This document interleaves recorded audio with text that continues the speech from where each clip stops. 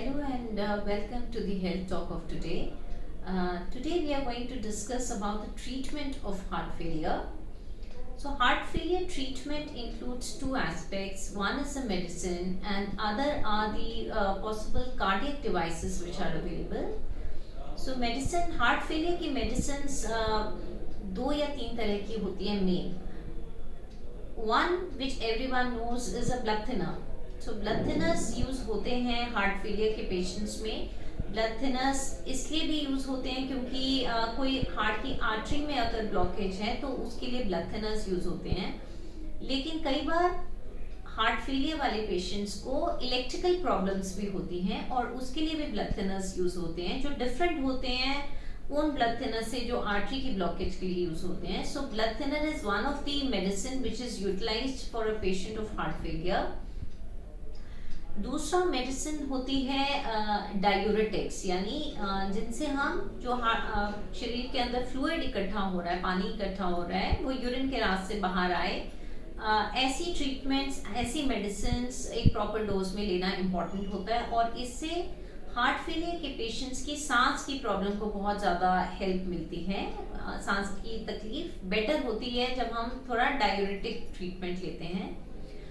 Third medicine आजकल latest 2 या 3 current generation medicine ऐसी आई हैं जिनसे हार्ट फेलियर के पेशेंट्स को बहुत ज़्यादा फायदा होता है. सो अपने कार्डियोलॉजिस्ट से डिस्कस करके अपनी ट्रीटमेंट को फाइनलाइज करा के उस ट्रीटमेंट को स्टार्ट करवाना इम्पॉर्टेंट होता है.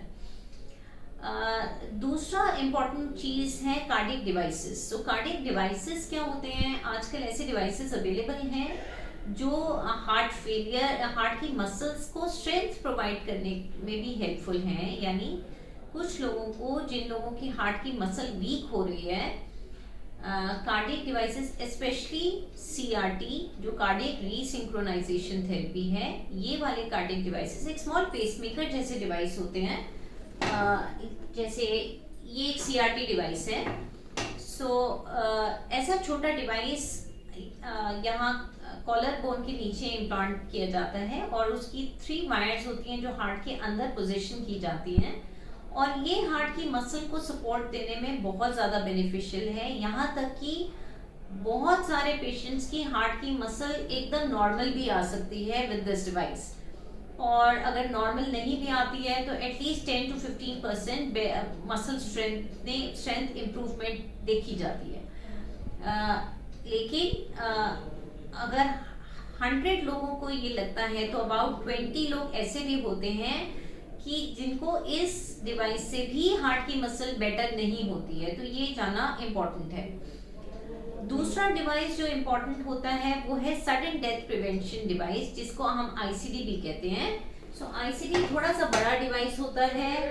इट इज लाइक दिस और ये एक तरह से एक शॉक थेरेपी का काम करता है. जब हार्ट के मसल वीक हो जाते हैं तो इलेक्ट्रिकल प्रॉब्लम्स होना शुरू हो जाती हैं, यानी हमारी हार्ट की धड़कन इरेगुलर और फास्ट और डेंजरस होना शुरू होती है. उस समय ये आईसीडी डिवाइस एक हल्का शॉक देके उस रिदम को नॉर्मल करने में हेल्प करता है और सडन डेथ को प्रिवेंट करता है. अगर हार्ट की इलेक्ट्रिकल प्रॉब्लम डेंजरस लेवल पे आ जाती है तो सडन डेथ के बहुत ज़्यादा चांस होते हैं. जिन लोगों को आईसीडी लगा होता है, जो कार्डियोलॉजिस्ट आपको एडवाइस करेंगे, अगर आपकी हार्ट की मसल वीक है तो कार्डियोलॉजिस्ट आपको एडवाइस करेंगे कि आप एक आईसीडी डिवाइस लगाइए, क्योंकि ये डिवाइस सडन डेथ प्रिवेंशन में हेल्पफुल होता है. आजकल एक कॉम्बिनेशन ऑफ डिवाइस जो जिसमें एक सीआरटी और एक आईसीडी दोनों का फंक्शन इंक्लूडेड है, वो भी अवेलेबल होता है, जिसको हम सीआरटी डी डिवाइस बोलते हैं. सो सीआरटी डी डिवाइस लगने से हार्ट की मसल को भी स्ट्रेंथ मिलती है, सांस की प्रॉब्लम बेटर होती है और जस्ट इन केस कोई इलेक्ट्रिकल प्रॉब्लम आ गई तो उसके लिए सडन डेथ प्रिवेंशन का रोल भी ये डिवाइस कर सकता है. सो हार्ट फेलियर की मैनेजमेंट आजकल बहुत ज़्यादा एडवांस्ड हो गई है. बहुत सारी मेडिसिन अवेलेबल हैं जो स्टार्ट कर देनी चाहिए, उनसे बहुत ज़्यादा हेल्प होती है.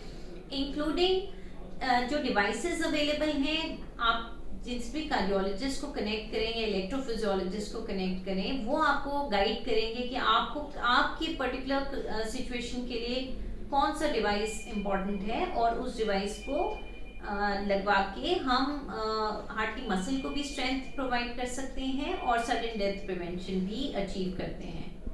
Thank you.